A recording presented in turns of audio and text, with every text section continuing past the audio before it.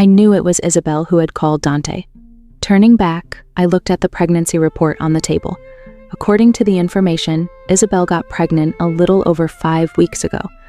On the day of conception, Dante had been gone the entire night.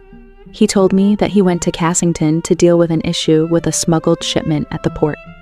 Thinking about it now, I realized that he'd been with her, completing the surgery that was supposedly nothing more than helping her pass down her family bloodline. This proved that my permission had been considered an unessential part of the plan from the start. They merely waited to inform me. They never truly sought my agreement. All along, I'd been waiting in anticipation for my wedding day. I was eager to take Dante's hand and stand at the altar together. But now, all of my thrill and excitement had vanished into thin air. Not a trace was left behind. Just then, the buzzing from my phone pulled me out of my thoughts. The voice that rang out through the speaker belonged to Julia Carter, a college senior of mine.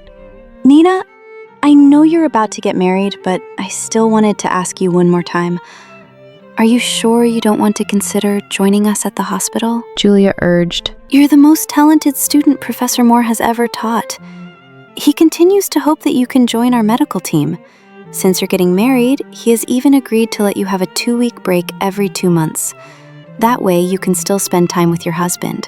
William Moore, my former professor, had established a research project at Lauren Hospital in Etolia. 6 months ago, he called me and invited me to join his medical research team. However, if I did that, I would have to be cut off from the outside world for extended periods. Such periods of isolation could last anywhere from a month to a year or more. At the time, I couldn't bear to be apart from Dante for so long, so I rejected Professor Moore's invitation. But now, Dante was already the father to someone else's baby. Since he never once gave any consideration to our relationship or our prospective marriage before he made his decision, I saw no reason to proceed with the wedding.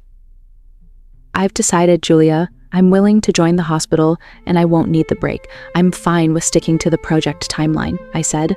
That's great news. Professor Moore will be thrilled, Julia exclaimed in surprise and delight.